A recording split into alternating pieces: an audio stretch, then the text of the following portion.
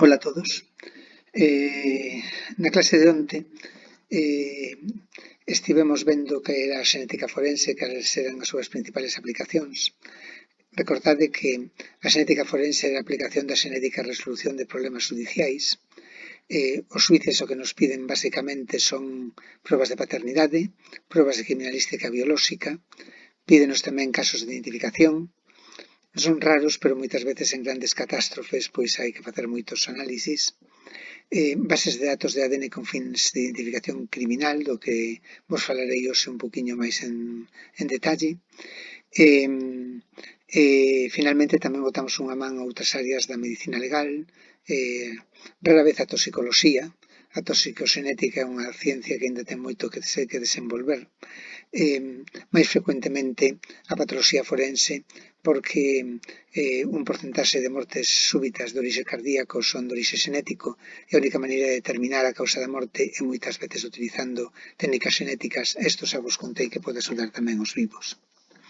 Pero nos traballos principales móvense na esfera civil, investigación de paternidade, que hai dúcias de miles de casos ao ano en España e centos de miles no mundo. Xa vos contei o marco xurídico que depende moito do país, xa é moi variable, como vos contei dun país a outro, e xa vistedes que en España hasta non faito tempo non se podían facer probas de paternidade. Hoxe sí, aínda que está un poquinho limitado todo porque a lei pide un principio de proba cando unha persoa fai unha demanda. Isto limita un poquinho o número de probas que comparado con outros países. O traballo, sin embargo, máis importante é o traballo de criminalística biolóxica, porque son moitos máis casos máis complicados, non máis, haberá un número aproximadamente similar, pero son feitos por poucos laboratorios e cada caso pode involucrar un número grande de mostras, mostras que moitas veces non son fáciles de analizar porque están moi deterioradas. Conteivos tamén que para facer este traballo, antes de aparecer o ADN, recorríamos a polimorfismos de expresión, fundamentalmente grupos sanguíneos, HLA, polimorfismos proteicos e enzimáticos, que eran máis obxectivos e que se facían por técnicas electroforéticas, pero que, aínda que se podían utilizar con éxito nas probas de paternidade, eran moi limitados cando se trataba de traballo criminal. Difícil conseguir resultados nunha mancha de sangre, a menos que estuvera fresca en certa cantidade, dificilísimo nunha mancha de esperma, prácticamente imposible nun pelo facer absolutamente nada.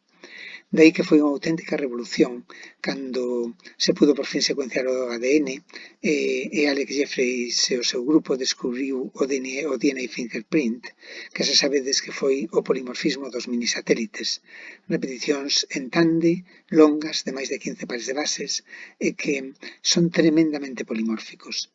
A técnica del, hibridando un minisatélite en condicións de hibridación pouco restrictivas, permitía facer moitos minisatélites ao tempo, de modo que era prácticamente imposible que houbera outro individuo igual na historia da humanidade, nin no futuro da humanidade como non foran dos emergos univitelinos.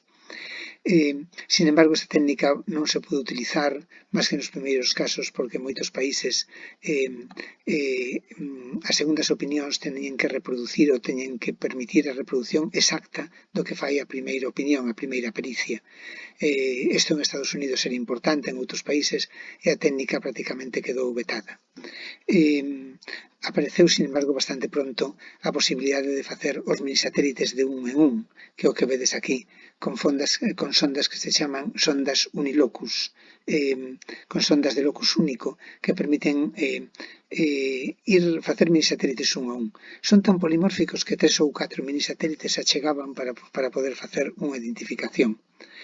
Tiña limitacións porque, aínda que para probas de paternidade era excepcional, tamén teñan limitacións en manchas de sangre, en criminalística, por varios motivos, entre eles que se precisaba moito ADN e que isto era moi íntegro.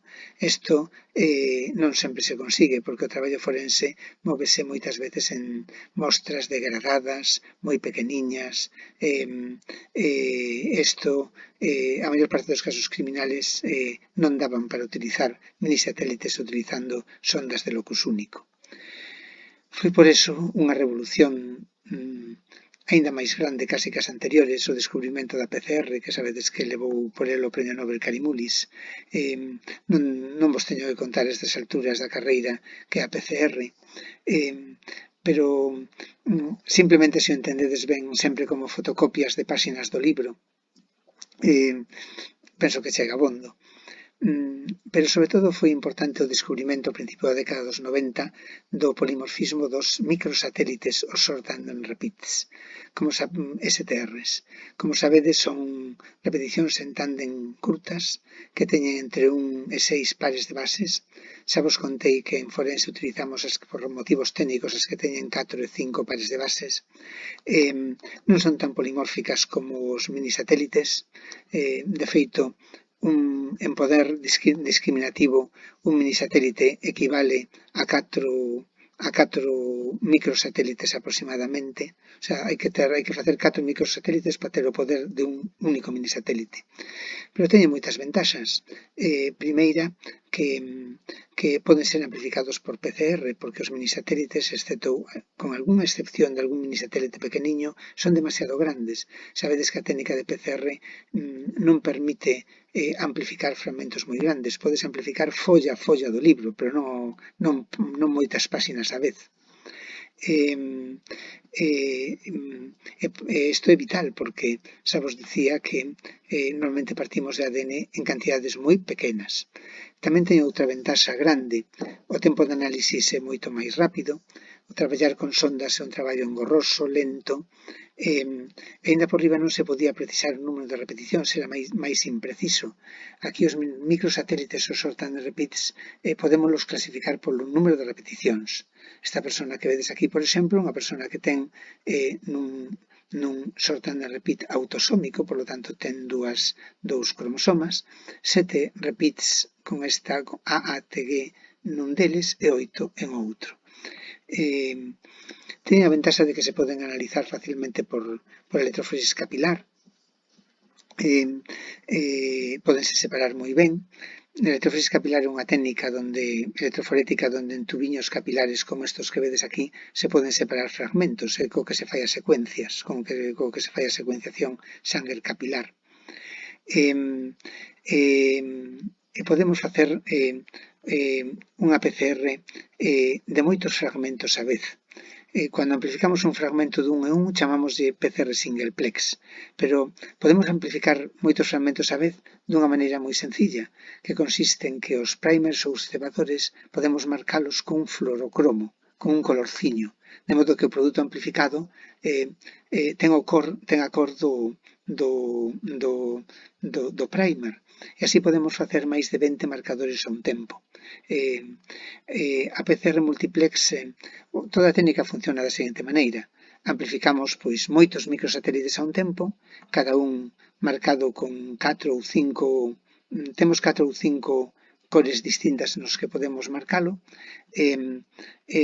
Imaginadvos, aquí poñemos unha mostra, isto é o capilar, o segundo capilar, outro capilar, e aquí hai un rayo, hai un láser.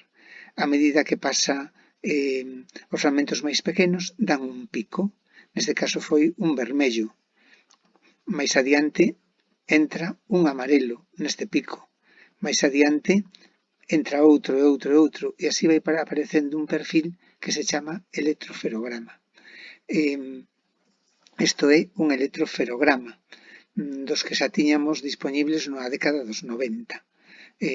Daquela analizábamos 9 microsatélites, un marcador para saber se é un marcador de xénero, que é a meloxenina, para saber se é home ou muller, que isto é importante tamén en investigación criminal. Utilizábamos estes marcadores que vedes aquí. Vedes que prácticamente todos teñen 2 picos, porque son autosómicos, e podemos separalo todos perfectamente ben, por tamaño e por cor. Esa naquela época éramos capaces de ter un resultado, eu non o podía creer, porque de traballar en outras épocas ou de vindo de traballar de outras épocas con tanto esforzo e tanto tempo, podíamos ter resultados en 5 horas a partir dunha mancha de sangue do tamaño dunha cabeza dun alfiler, con unhas probabilidades de identificación enormes. Podíamos facer probas fáciles de paternidade e de forma automática e rápida. Este é un caso típico de paternidade. Que pena que non nos pode ver rir. Isto é un dos microsatélites. Imaginadevos un microsatélite. Isto é unha escala alélica que di o número de repeticións para que o software do sistema detecte o número de repeticións, que é como clasificamos o microsatélite. Imaginadevos que imaginadevos que sea un microsatélite do cromosoma 1 que é gata, gata, gata, gata. Isto quere decir que nesa páxina do cromosoma 1 o pai, un presunto pai, que aquí parece que hai 2, ten 6 veces a palabra gata e 9 veces a palabra gata, repetida. Todos sempre temos un número de repeticións. A nai ten 3 repeticións e 8 repeticións. O fillo recibiu a folla da nai de 8 repeticións. Este outro presunto pai ten 3 e 9 repeticións. O fillo é 6-8, recibiu 8 da nai. Este, se quere ser o pai, xa non o pode ser. Pero este, se non quere ser o pai, xa se pode empezar a preocupar porque transmitiulle o alelo 6. Bueno, hai máis xente que temos o alelo 6, pero isto se dá en outro STR, en outro, sabedes que as probabilidades acaban sendo astronómicas. É así como se van facendo probas de paternidade. Había un problema porque hai miles de microsatélites. Que microsatélites usar? Se cada laboratorio utilizara os microsatélites que lle dera gana e lle chamara como lle dera gana, sería imposible facer pericias, volveríamos a ter un problema ca regla Fry, non habería maneira de repetir os resultados, non poderíamos facer segundas opinións, non podería haber bases de datos nin comparar os resultados duns laboratorios e outros. Foi por elo polo que os laboratorios do mundo fixemos un esforzo moi grande para escoller os mellores e para poñernos de acordo en cales usar dos miles e miles que están disponibles polo xenoma. Hoxe en día utilizamos máis de 20 habitualmente con kits comerciais. Foron descobertos polo esforzo de varios laboratorios, fundamentalmente do Forensic Science Service británico, o FBI e polo noso laboratorio. Nos descubrimos dos que se emplean en todos os kits forenses do mundo, descubrimos varios. A desgracia foi que non nos patentamos, pero un erro grande das nosas vidas, pero polo menos podemos estar orgullosos que todos os kits forenses do mundo levan microsatélites descubertos e desenvoltos en Santiago. Foi difícil poñer de acordo a Europa e Estados Unidos, pero finalmente en todos os marcadores que destes 20 e pico que se emplean, estos son os europeos, estos son os americanos, temos moitos en común, pero hoxe en día os kits fan todos á vez. Fan PCRs multiplexes que fan todos á vez. Este é un exemplo dun caso, este é un exemplo dunha mezcla de perfil de 2 mulleres. Xa vos digo que o poder de discriminación é realmente enorme. Tendemos moito a utilizar microsatélites o máis pequeno posible. Por que? Porque importanos que sean moi polimórficos, o máximo posible, e tamén que sean o máis pequenos posibles. Para iso moitas veces se diseñan poñendo os cebadores moi cerca das repeticións. Estos mini STRs pequenos son moi útiles en traballo criminal. Temos sets de mini STRs que son aqueles STRs que teñen tamaños de amplicóns pequeniños, que funcionan mellor cando a mostra está degradada, porque o tamaño do amplicón sempre é proporcional ao éxito cando a mostra está degradada. A máis degradación ten éxito únicamente o máis pequeno. E o esforzo de estandarización foi posible gracias a que todos os xenetistas forenses do mundo están incluídos traballamos nun marco moi regulado, un marco dunha sociedade que é a Sociedade Internacional de Xenética Forense, que ten 2000 membros. Eu presidina no seu momento, fai moitos anos. Está organizada por grupos de traballo regionais en Europa, que son grupos de estandarización. En Europa, os máis importantes son a EDNAP, que é European DNA Profiling Group, e ENFSI, que é o grupo de ADN do European Network of Forensic Science Institutes. Este é máis para traballo criminal e o EDNAP é máis para innovacións. En América teñen SUBDAN, en outros países teñen outros, hai grupos da ISFG en China, en Australia e Oceanía, en España, aparte de traballar nos grupos europeos, estamos incluídos nun grupo da ISFG, que é o grupo GEP, que incluye todos os países de fala española e portuguesa, e que ten seguramente o mellor proficiency testing, o mellor control de calidade do mundo, e o máis utilizado, xunto dos alemáns, que é o grupo GetNap. Isto é máis ou menos o procedimento que facemos cando recibimos unha mostra, que pode ser unha mostra de contacto, pode ser un oso, pode ser unha mancha de esperma, pode ser calqueira cousa. Extremos o ADN. Extracción en forense normalmente é unha extracción sin robots laboriosa, dependendo da cantidade de mostra. Logo miramos canto ADN temos, non sempre é posible. Cando a cantidade de mostra é moi minúscula, é unha mostra de contacto, pois non hai nin posibilidade de cuantificalo.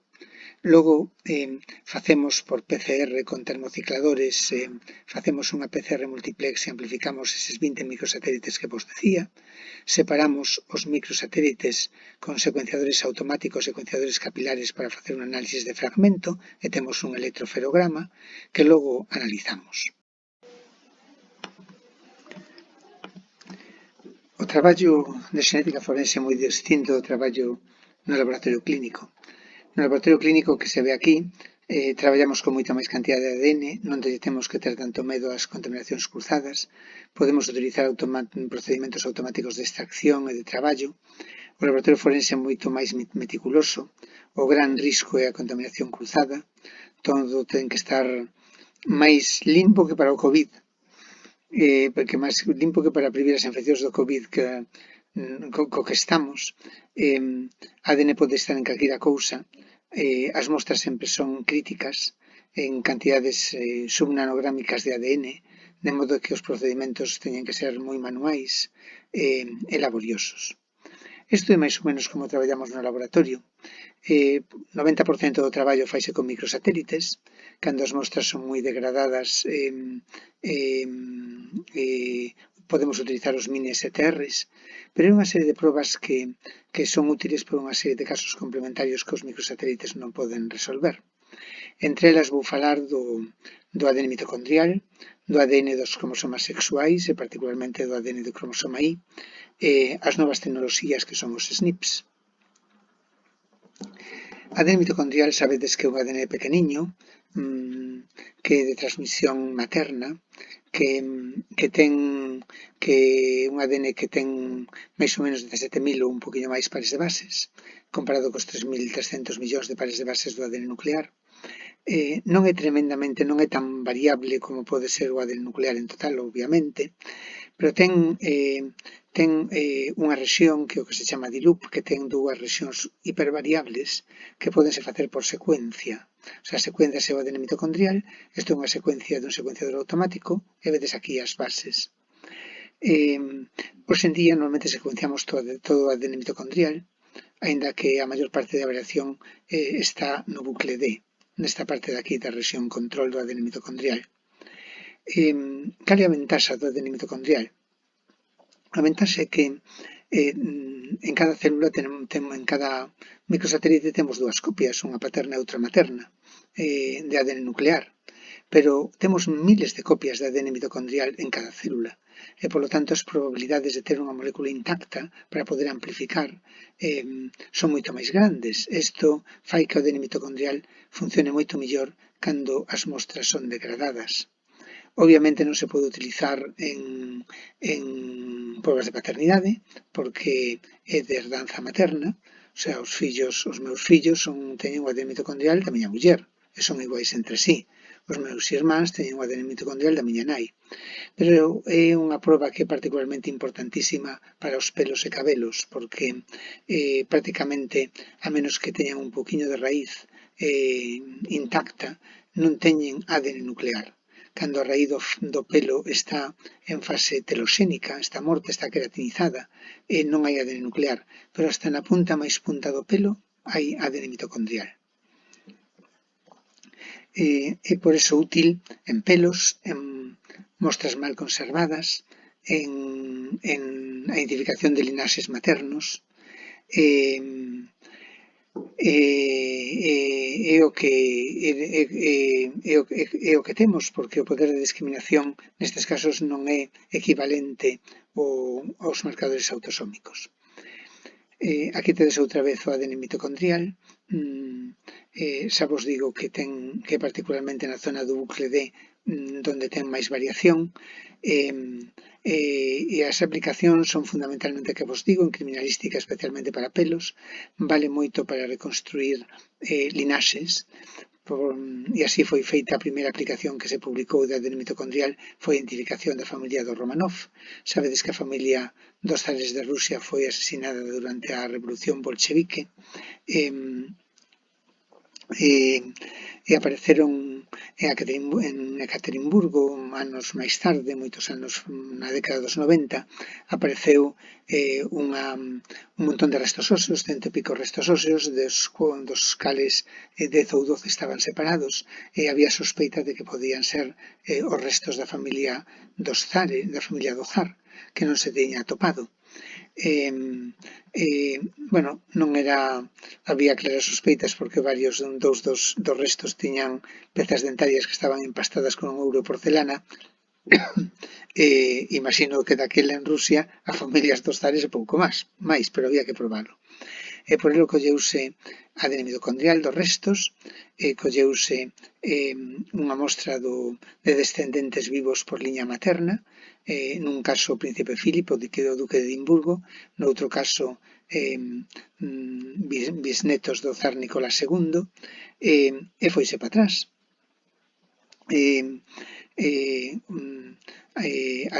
Varias das mostras coincidían co príncipe duque de Edimburgo, que tiña que ter o mesmo ADN mitocondrial que a súa nai, que a súa avoa, que a súa bisaboa, que a súa vez era a nai da zarina Alejandra, e dos seus fillos.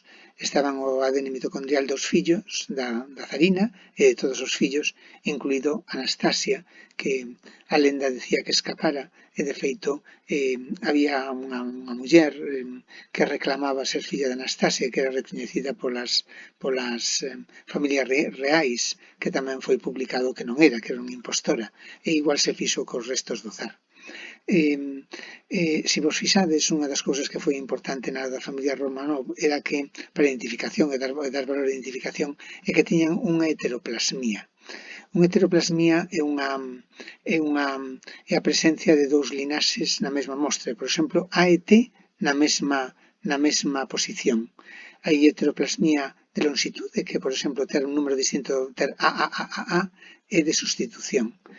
Isto complica moitas veces a interpretación porque unha mesma persoa pode ter distintas situacións heteroplásmicas, pero tamén axuda a identificación, como foi o caso da familia do Romanov, porque a heteroplasmía é un evento raro. A primeira vez que foi aplicado nun caso criminal, fixémolo nós, foi aquí en España, no caso Alcácer, que sabedes que foi o asesinato de 3 rapazas na localidade valenciana de Alcácer. En riba delas apareceron pelos púbicos porque foran violadas, asesinadas brutalmente, e poderonse analizar. Un deles coincidía con Antonio Anglés, que fora unha persona que máis tarde escapou e, de feito, non se sabe aínda o seu paradeiro. Moitas veces o ADN mitocondrial pode saír, podese facer unha investigación criminal adecuadamente, pero a vida non é CSI e os criminais tamén escapan. ADN mitocondrial temos moito éxito con el en pezas dentarias, en pezas degradadas. Imaginadevos, isto é unha mandíbula do neolítico da Atapuerca, o ADN mitocondrial ali sai perfectamente ben, pero como vos decía, a vida non é CSI e non sempre é posible. Isto, por exemplo, foi o caso Bretón, donde sabedes que foi un pai que queimou aos seus fillos despois de matalos, declarou que o que tiña feito era quemar restos de animais. As pezas dentarias que recollimos eran non foi posible quitar ADN porque estaban completamente cristalizadas. Conseguiu someter a unha temperatura elevadísima por moito tempo os restos que había, de modo que se desfacían en polvo. Nos normalmente unha peza dentaria o que facemos con ela, esta da Atapuerca non, pero outras simplemente trituralas cun muiniño en conservación, que se chama un Freezer Miller, porque a dentina é moi rica en ADN mitocondrial, pero aquí desfixéronse en polvo ou en pó e foi totalmente imposible quitar absolutamente nada. Sin embargo, para os antropólogos foi doado decir que esas pezas dentarias non eran de animais, que eran de humanos e correspondían á idade dos fillos asesinados, polo que podo ser declarado culpable. O cromosoma é importantísimo para nós tamén, é particularmente importante en caso de misturas home-muller. O motivo é moi fácil. Se temos unha mistura, por exemplo, nunha agresión sexual, donde nunha agresión sexual o primeiro que intentamos sempre é extraer diferencialmente o ADN. Cando ás veces non o conseguimos extraer de todo ben. Entón temos unha mezcla de ADN femenino e ADN masculino. Imaginadvos, por exemplo, un individuo azoospermico. Hai algunhas pouquiñas células epiteliais da uretra, pouco máis, e moitísimas células da muller. Ou imaginademos unha mostra de contacto dun estrangulamento dunha man dun home nunha muller. Hai moitísimas células da muller e moi pouquiñas células do home. Cando amplificas por PCR STRs de cromosomas autosómicos, temos un problema. É que a PCR ten unha limitación, que cando hai menos dun 10% de material, hai unha amplificación preferencial do que hai máis. Entón, nada máis que verías a PCR da víctima. Sin embargo, se utilizamos cromosoma Y, non hai problema ningún, porque non compite. Entón, podemos ver perfís perfectos. Hai moitos microsatélites do cromosoma Y. Non son tan polimórficos como os autosómicos, que podemos escoller moitos máis, pero son polimórficos abondo para dar luz en moitos casos. Dadevos conta que son normalmente un perfil aquí ten nada máis que un pico. Cando vedes os perfiles de cromosomas autosómicos teñen 2 picos porque normalmente os individuos son heterocigotos, pero este é o cromosoma Y. Vedes este, por exemplo, son varios marcadores que se fixeron nun caso. Isto é de Y, cromosoma Y, S3891 é a posición do microsatélite e ten 12 repeticións. Este outro ten 15 repeticións. Este outro ten 11 repeticións. Este outro ten 25 repeticións. Isto foi o primeiro caso que aplicamos aquí, foi un individuo azoospermico que sabedes que coincidía o seu perfil co exudado vaginal, ca mostra vaginal. E a primeira vez que aplicamos nun caso criminal importante a gran escala foi neste caso de Noruega, que foi o caso Banejeia, donde foi unha especie de caso Alcácer a Noruega, dúas rapaciñas máis novas que as de Alcácer, me parece que tiñan 12 ou 8 anos, foron asesinadas brutalmente tamén e violadas. E podemos ver que as víctimas tiñan dous perfiles de ADN que correspondían a dous agresores, estes sí que foron detidos. Os cromosomas, os marcadores uniparentais, mitocondrial e cromosoma I, teñen as aplicacións que vos digo. O cromosoma I tamén é importante en probas de paternidade deficitarias, cando ten porque traza o perfil paterno. Se entendedes que o cromosoma I, os microsatélites dan sempre linaxes paternos, igual que o mitocondrial dá linaxes paternos. Como non recombinan, poden ser moi utilizados para estudios xenético-poblacionais, porque poden ser utilizados para facer xenoxeografía, filoxeografía. Mirade máis ou menos en que consiste. Collemos perfís que temos nós, temos variación no ADN mitocondrial ou en cromosoma I, isto ten que vir todos de outro perfil,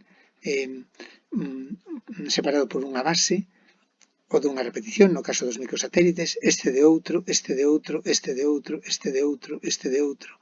E se vamos para atrás, podemos ver, reconstruir pois a historia da Terra. Podemos saber onde están as secuencias de ADN mitocondrial e de cromosoma I máis vellas, e trazar migracións.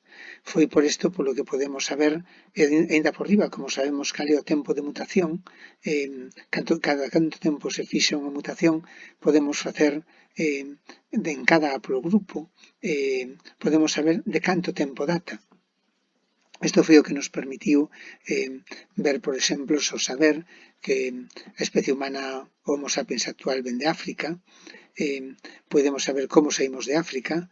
Isto aquí aparecimos fai 200.000 anos aproximadamente, de aquí salimos fai 75.000 ou 80.000 anos, a Europa entramos fai 50.000 anos, América fai 15.000 anos ou 20.000 anos invadimos toda América.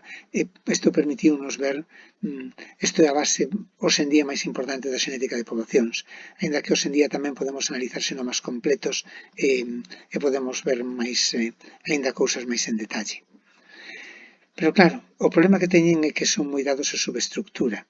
Hai moitas diferencias entre poboacións, de modo que para que o podades entender, sobre todo en Galicia, que sabemos que é unha rexión que ten moita subestructura, é bastante probable que o haplogrupo de ADN mitocondrial máis común de Santa Comba o teñamos a maior parte de Santa Comba, pero pode ser raro no resto do mundo. Isto que chamamos subestructura. Podemos distinguir familias, podemos distinguir linaxes, pero tamén podense agrupar xeográficamente. E por iso complica bastante o que é a estadística. Fan falta para isto bases de datos de moita calidade moi grandes. No mundo hai 2 bases de datos feitas de calidade moi grandes que teñen perfis de ADN de moitas poboacións do mundo. Non podemos chegar ao detalle de perfil de xente de Santa Comba, pero sí de Galicia, de Cataluña, de Baviera e de outros sitios. As 2 bases de datos de mitocondrial está depositada no Instituto de Medicina Legal da Universidade de Innsbruck, e a base de datos de cromosoma I no Instituto de Medicina Legal de Berlín. Bueno, unha das primeiras aplicacións que se pensou co ADN, cos microsatélites foi facer bases de datos con fins de identificación criminal. A idea era, se temos un perfil, temos un detido que sospeitamos ou é condenado por un delito, primeira cousa, pudo cometer outros delitos. Unha idea sería cruzalo contra bases de datos onde estean registrados os ítems, os vestixios de criminais que foron tipados para ver se cometeu outros delitos.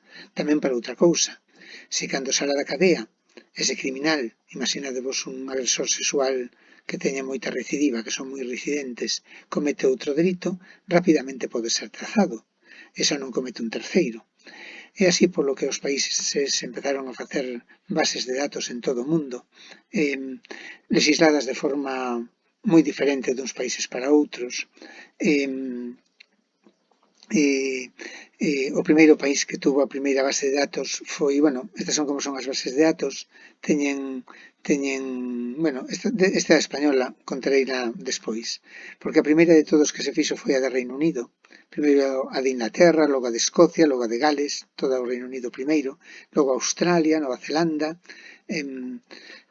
logo Alemania, Austria, máis adiante Estados Unidos, pero xa vos digo que legisladas de forma máis distinta.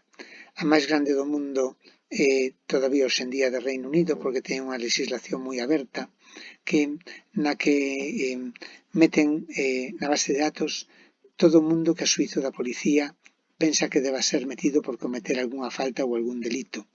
Pero non teñen catálogo de delitos, é calqueira ofensa registrable. É a xuicia da policía e a toma de mostras é coercitiva, o sea, ti non te podes negar. Pode ser que cometas un accidente, saltes un stop e te podan coller unha mostra e te vas a base de datos de ADN. É unha mostra que ten millóns de individuos, de feito, a idea é ter máis dun 10% da poboación británica. Algúns países como Austria ou Holanda é tamén moi amplia, non siguen exactamente a legislación británica, pero se aproxima. Outros países, como é o caso de España, Alemania, Portugal, fan catálogos de delitos. En Estados Unidos cada estado ten a súa legislación tamén e ten tanta variabilidade como ocurre en Europa. Ventaxas ou inconvenientes, pois xa é un tema que discutimos en ética. A mí non me gustan bases de datos amplas da poboación, pareceme que restrinxen dereitos, pareceme que non debemos ter un estado tan policial, xa vos defendín esta postura moitas veces. Dame medo que algúns países como pode ser Kuwait ou como pode ser Kenia, países que seguro que non teñen libertades, fagan bases de datos de todos os individuos da poboación. Pareceme que eso non debería poder ser. Preocúpame como algúns países poden, como é o caso de China, poden perseguir minorías basado en información xenética. Por eso non me gustan que sean bases de datos, desde logo, de non de toda a poboación, aínda que fóramos tan ricos como Kuwait, eu me opoñería totalmente. E gústame que estean catalogados os delitos que se poden meter, delitos graves para as persoas. Teñen que estar legisladas por leis importantes porque afectan os dereitos fundamentais. En España tardamos moito en facer a lei. Podemos ser o primeiro país que a tivemos, porque a primeira proposta de lei foi no 95, prácticamente cando pouco despois comenzou a base de datos de Inglaterra. Sin embargo, por unha serie de atrancos legislativos, tardamos moitos. De poder ser os primeiros, acabamos sendo os penúltimos con Italia. De todos modos, a legislación penso que se fixo bastante ben. Na base de datos española van aquelas persoas que cometen delitos importantes contra as persoas, cometen homicidios, asesinatos, delito de agresións sexuais, delito de lesións graves, narcotráfico, terrorismo e roubo con violencia. Portugal é tamén igual, en outros países, Italia tamén igual, outros países meten tamén roubos sin violencia e outros ainda as teñen máis amplias. Na base de datos de ADN da Policía Nacional está centralizada nunha base de datos que o garante a Policía Nacional. Os laboratorios acreditados podemos meter perfís, pero non podemos consultar. O único que pode consultar a petición xudicial é a Policía Nacional. En España existe unha Comisión Nacional para o Uso Forense do ADN que ten dúas comisións, unha comisión técnica e unha comisión legislativa e un board central e que decide todos os aspectos legislativos de implementación e de seguridade da base de datos. Eu levo nelas desde que se creou, é verdade que funciona ben, hai moitas discrepancias moitas veces, sobre todo da parte legislativa e por cuestións éticas. Quizá a discusión máis grande está en si se debe, neste momento, en si se debe, en España, por orde judicial, aquel que comete un delito vai á base de datos. O problema é, cando é detido e aínda non hai orden judicial, vale o seu consentimento para metelo na base de datos? Simplemente por detelo, non porque fora condenado, e que dé o seu consentimento. Isto se estaba facendo, faise en todos os países de Europa, pero moitos pensamos que, aínda que as bases de datos así non son tan grandes e, polo tanto, non son tan eficaces, parece máis garantista que a toma de mostras teña que ser con asistencia letrada ao detido. Moitos defendemos esta postura, moitos outros non, pero a min certamente pareceme máis garantista. Eu son a favor de que, como é a situación actual, mentres non cambie a lei, de que non vala únicamente o consentimento do detido, sino que teña que ser a presencia do seu abogado. Non por outro motivo, sin de que as forzas do Estado podan facer cousas mal, sino de que simplemente polo feito de que nesas circunstancias o seu consentimento non é libre. Ten dous archivos grandes, un é de persoas desaparecidas, outro é de investigación de crimes, todo o sistema, o software informático chamase CODIS, é unha doación do FBI, é utilizado en moitos países europeos, outros teñen os seus sistemas de data management propios, pero nos utilizamos o de FBI americano. A data de fai ano e medio, a nosa base de datos ten uns 400.000 perfiles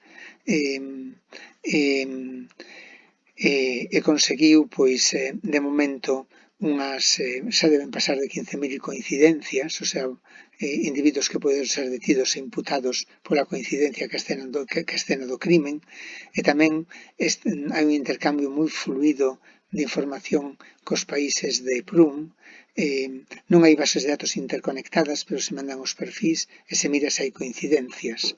Isto está sendo tamén bastante áxil, porque o crimen non é móvil, é internacional. Moitas veces os criminais marchan de país. Isto que facemos habitualmente, pero agora desde fai pouco tempo, apareceu, seguindo máis ou menos tamén o que está acontecendo en clínica, unha revolución nova que son os SNPs. Todos sabedes o que son SNPs, son polimorfismos nucleotídicos simples, abundantísimos en todo o xenoma, simplemente son habitualmente dialélicos, aínda que os hai trialélicos tamén.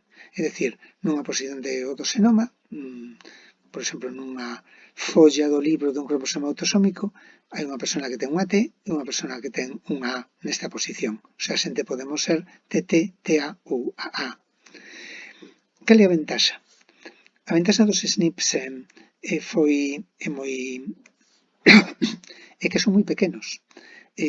Imaginadevos, un minisatélite era moitas follas, un microsatélite é unha folla, pero un SNP, ainda que lle poñas aquí un cebador, un primer para amplificalo, é unha liña. Claro, xa vos decía que o ADN canto máis degradado, máis difícil, máis pequeno, únicamente funciona máis pequeno. É fácil de entender. Se ti tes un libro como o ADN, as bacterias veñen se deixas unha mostra de contacto e empezan a rompelo, a rachalo. Rachar un libro é fácil, rachar un tomo tamén. Rachar unha folla xa che leva un día, pero un día, que se tes moi pouquiña cantidad de ADN, unha mostra de contacto, xa non tes nada. Pero imaginadevos rachar todas as letras, eso é prácticamente imposible.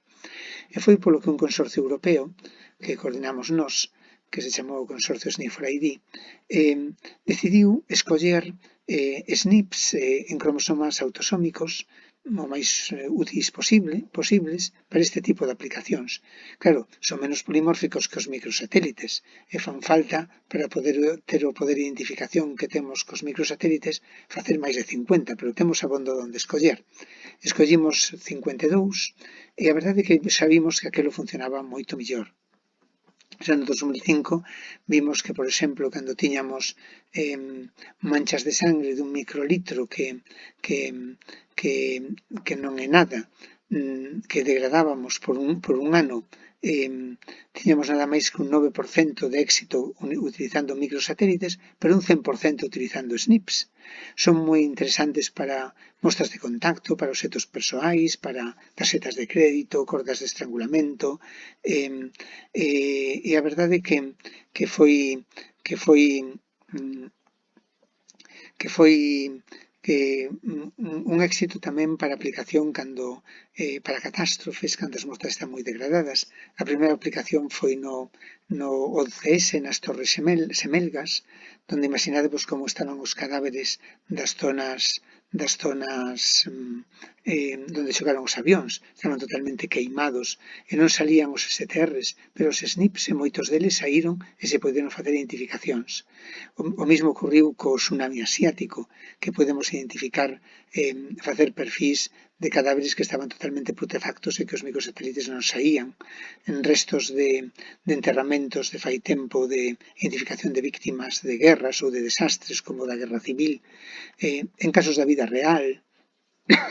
Este é un caso de aquí que apareceu dos incendios do ano creo que foi do ano bueno, de fai non sei de cantos anos, aqueles incendios que hubo fai anos, apareceu nun monte en Brión estes restos que vedes aquí carbonizados, pero un fémur humano. Correspondía a única persona adulta que desaparecera foi un señor en Noia 10 anos antes, pero non se pensaba que poidera ter andado tanto. Os microsatélites non... Había unha filla, pero o ADN mitocondrial salía, pero era unha filla, non valía, porque o ADN mitocondrial do home non... a filla ten o ADN mitocondrial da súa nai. E os SNPs saíron perfectamente e se poido identificar. Esa non lle temos tanto medo o ADN vello,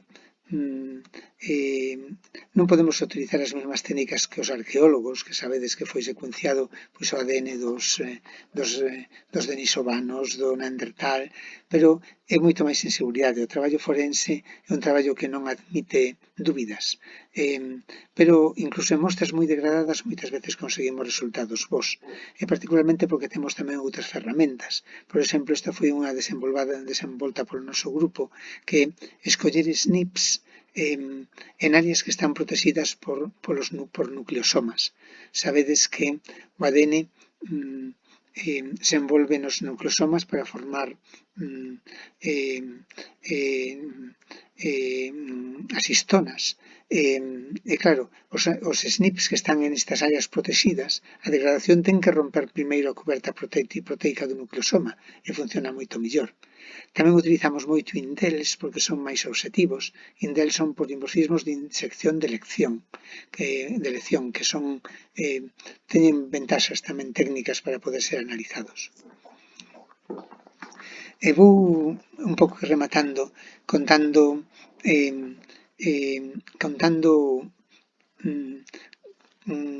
o máis avanzado que facemos hoxe en día.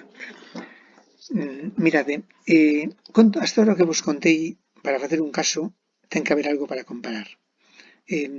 Identificamos unha mancha de esperma, unha mancha de sangre dun acusado, ou unha identificación do resto óseo a partir dun familiar.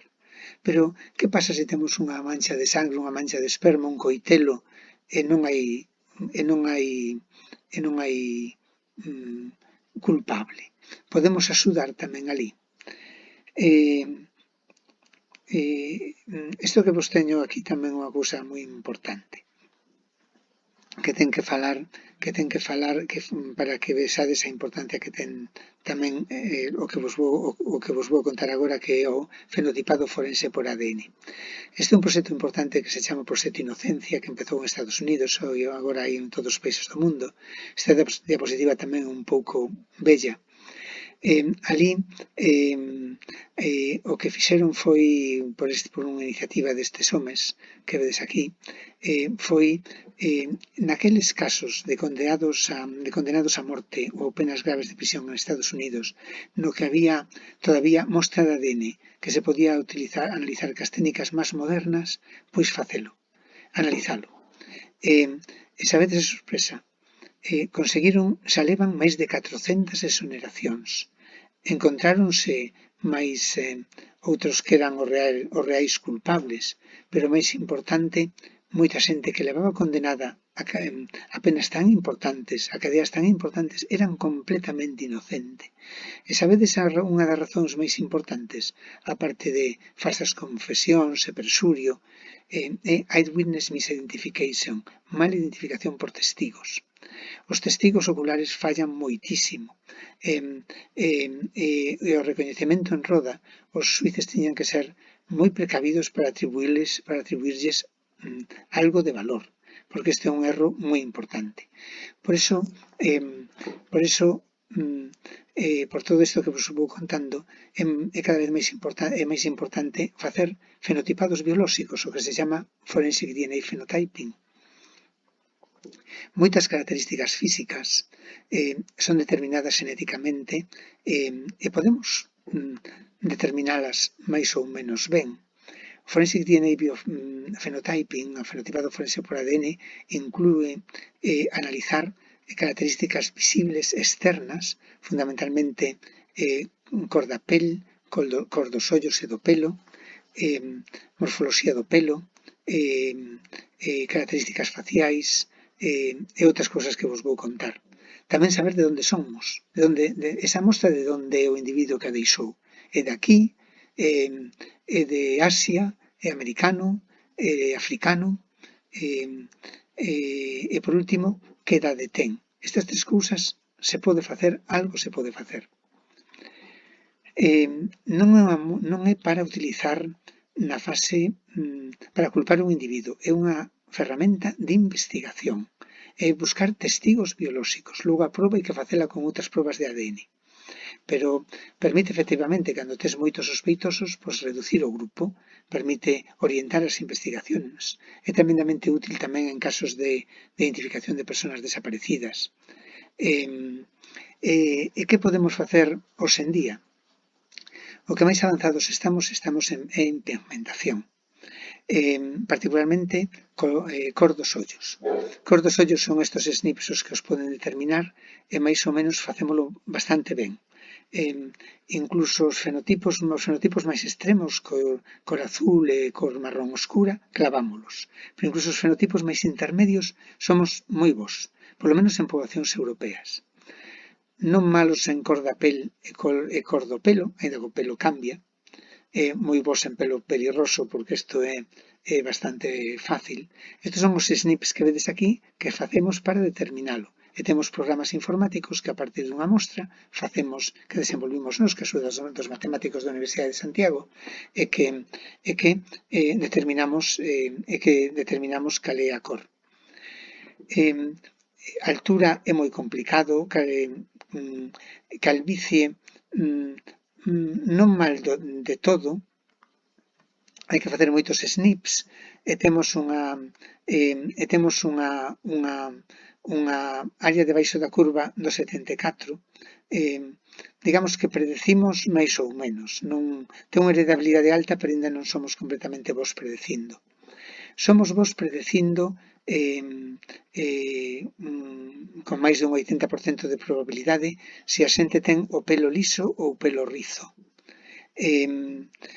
Estamos progresando en outras cousas, pero estamos todavía bastante lonxe dun retrato robot. Ainda así, isto de aquí é bastante útil para moitas probas para moitos casos criminais. Idade, facémolo por metilación. Sabedes que as bases consecutivas CG metílanse especificamente, que isto está ligado á idade, que é tecido dependente, e fixemos moitos traballos importantes para poder seleccionar os millores de nucleótidos CG para determinar a idade. Somos moi bons en sangue, mellorando moito en saliva, intentando mellorar en osos, que son os máis importantes, temos máis ou menos un erro de máis ou menos 3 anos en sangue. Isto, por exemplo, a miña predicción de fai anos, ora teño moitos máis, se daquela daquela tiña unha idade, é verdade, isto está fatal, daquela tiña unha idade predicida polo panel millor que a idade real. Agora é peor, de modo que vou avellentando. Pero bueno, isto non é importante porque xa vos digo que é tecido dependente. A ancestralidade, a verdade é que é unha cousa importante, é moi útil en plan criminal. Xa empezamos fai moitos anos con isto. A verdade é que foi bastante doado. Empezamos porque cando houve os atentados do metro de Londres pedíronos saber se podíamos dar ancestralidade. Hai SNPs que son característicos de poboacións, chamámoslle AIMS, marcadores informativos de ancestralidade. Por exemplo, un SNP, os africanos teñen todos Cs, os europeos teñen todos G, ou os europeos son polimórficos e os asiáticos o teñen todo fixado, ou teñen frecuencias moi distintas. Foi nos fácil conseguir un panel para identificar os principais grupos poblacionais, os asiáticos, os africanos e os europeos. Pero sabes aquí como podemos empezar a distinguir mozambiqueños e somalíes, galegos e daneses. E agora, hoxe en día, temos paneis para todas as partes do mundo. Temos paneis para poblacións americanas, para este de Asia, para Oceanía, para este de Asia, para todos os lugares. A primeira vez que aplicamos isto foi no 11M. 11M, sabedes que foi o atentado terrorista máis grande da historia do país. Uns terroristas, se vos acordades, fixeron explotar explosivos en trens que chegaban simultaneamente á estación de Atocha. Morreu moita xente, moita máis quedou ferida. O xuiz que levaba o caso, o xuiz del Olmo, interesáballe saber se aquilo fora terrorismo yihadista ou fora ETA, porque daquela ainda non se falaba de terrorismo yihadista. Os terroristas, acordádevos que suicidáronse cando foron a detelos os GEO, explotando máis explosivos, estaban nun piso, pero apareceron estas prendas, estas cousas que tiñan ADN que non pertenecía a ningún dos terroristas. Interesaba saber, primeiro, de quen era, pero tamén se é que houbera alguén máis implicado. Deste gorro, por exemplo, o ADN que tiña non pertenecía a ninguén, pero dixémoslle, é moito máis probable o ADN que hai aquí que sea este gorro apareceu nunha furgoneta Renault Kangoo que transportaba explosivos, de modo que parecía claro que o que o levaba estaba involucrado. Dixémoslle, é moito máis probable que fora africano e seguramente arxelino, que é un dos que está detido pola operación do 11M. Este, en cambio, non se atopou nunca. Isto era unha mochila, unha bolsa que se chamaba mochila de Vallecas, que tiña explosivos, foi o único que non explotou. Fixémoslle os SNPs, estes son os SNPs que facemos, os AIMS, porque sabedes que son indicativos de ancestralidade, e dixémoslle ao xuiz, é 164 billóns de veces máis probable que sea europeo, seguramente sobre-europeo, seguramente español, que norteafricano. E ademais podemos dicir, ten os ollos azuis. Ainda non se atopou quen é o que manipulou esa mostra. Pudo ser un pasaxeiro, pero isto é a ferramenta Sniper, é a ferramenta informática que utilizamos para determinar as probabilidades de todos estes marcadores que vos estou contando. E quizá o caso máis famoso do grupo é a Operación Minstead. Foron 12 anos de investigación da policía. Ai, que mal escrito teño todo isto. Foron 18 anos. Foi un señor, este que vedes aquí, estuvo cometendo as violacións seriadas en Londres durante 18 anos. Scotland Yard tiña un equipo, iba de noite, gustaban as víctimas maiores sempre, iba de noite tapado. Este era o retrato robot consensuado ca víctima, que sabedes que non se parece nada. Trouxeronos a mostra para saber se podíamos dar un poquinho de luz, porque había tiña moitísimos sospeitosos, máis de 1000. E nos dixémoslle, mire, ten esta persona que era complicado localizala porque non estaba a saber quen era, porque non estaba na base de datos británica, teña unha vida normal, unha familia normal, pero dixemos, ten un 82% de xenes africanos, 12% nativoamericanos, 6% europeos, ese típico de zonas do Caribe colombiano, do Caribe, moi típico de Jamaica. Podemos darlle características físicas, a Policía Británica, o Metropolitan Police, pensou colleronlle unha mostra e fora ele que foi declarado culpable de máis de 200 agresións sexuais. Este foi outro caso importante do grupo, que foi o caso do asesinato de Eva Blanco.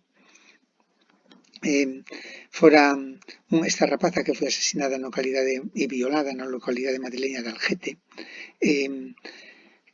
A policía pediu primeiro que intentou conseguir, porque tiñan pistas de que o asesino tiña que ser de Algete, pediu facer un análisis masivo da poboación, porque se fixera con éxito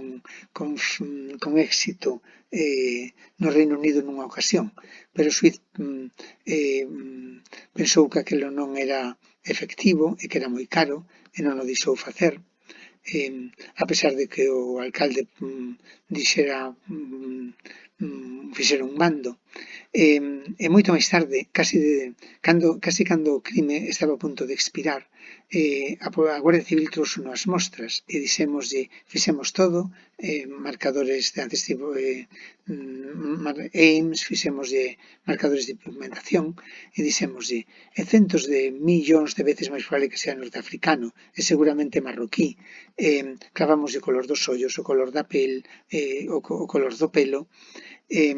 Entonces o xuíz ordenou que se fixera un análisis de 300 marroquís que vivían ao redor de Algete. Non era ningún deles, había ADN bastante para velo, pero era dun irmán deles, porque deu un perfil de cromosoma aí con un irmán que vivía en Francia e que foi detido e que logo se suicidou en prisión. O problema destas probas de forensic DNA phenotyping é que non están permitidas en todos os países europeos. En Alemania, por exemplo, non están permitidas, están explícitamente prohibidas. En moitos países están cambiando a legislación. En España sí que se poden facer, fundamentalmente máis por orden judicial, pero en outros países non. Máis cousas que vos podo contar. SNPs non hai, facemos 50 ou así, pero hai millóns. Nos chips que utilizamos en clínica podemos facer millóns de SNPs. Que significa isto? Que podemos facer relacións distantes. Temos problemas cando facemos as probas normais de paternidade, valen ben para relacións pai-fillos ou incluso avó-fillo, pero é un tío-avó, é moito máis complicado, pero con millóns de SNPs podémolo resolver. Podemos resolver así, fixemos algún destes casos, o máis importante do grupo foi a identificación da filla de Clara Rojas, unha parlamentaria colombiana que fora raptada polas FARC e que no cautiverio tuvo un fillo, Emanuel, que foi rescatado polas forzas gubernamentais e pudo ser dado á familia antes de que a nai fora liberada. A revolución, outra vez en forense, é paralela clínica. A revolución nova é a secuenciación masiva, secuenciación paralela masiva, secuenciación de nova xeración. Xa sabedes que podemos facer xenomas enteiros ou exomas por un precio módico, o que tardouse tantos anos no proxecto xenoma humano, hoxe en día por 500 euros podemos facer prácticamente un xenoma enteiro. Había unha oferta no Black Friday por 250 euros. Podémosla facer con moita cobertura. Isto significa que podemos ter moito éxito en mostras degradadas. É realmente o grande futuro do campo para mostras degradadas, porque podemos facer SNPs, STRs todo a vez e ademais aumentar moitísimo o que as posibilidades de éxito. Permiten tamén, inclusive, imaginadevos que os emergos, que univitelinos, que era outro problema do campo, pois podémoslos distinguir porque teñen mutacións postigóticas e pódense distinguir con moito traballo, pero podense distinguir. Cada vez máis ten aplicacións no que análisis de ADN non humano. Isto é importante para especies en peligro de tráfico ilegal de especies, pero tamén moitas veces imaginádevos para analizar especies vegetais ou animais donde pisas, porque te permiten identificar a especie, o lugar. E cada vez máis penso eu que vai ir todo en dirección do microbioma. Por que? Porque temos 10 veces máis ADN bacteriano no noso corpo que ADN humano. Cando eu estou collendo un coitelo, deixo algunhas células miñas epiteliais, pero deixo moitas máis células miñas microbianas. Ainda está en fase de intentar velo, de experimentación, pero seguramente é un grande futuro, como tamén un grande futuro para análisis de restos óseos moi vellos, non vai a ser tanto ADN como análisis proteómicos. E vou rematar, porque levo moito tempo, e xa non teño nin voz, para introducir a clase do día seguinte, co que se chamou o fantasma de Heilbronn, un caso criminal que aconteceu en Alemania, para que vexades as limitacións e as dificultades do que facemos. Aconteceu que no ano 2007 unha muller policía dispararon contra un coche policía e morreu unha muller policía e foi herido gravemente o seu compañeiro. Identificouse un perfil de ADN de muller no coche e cando se mediu na base de datos británica, na base de datos do alemana e austríaca, deu match con un montón de mostras, con unha cantidade enorme de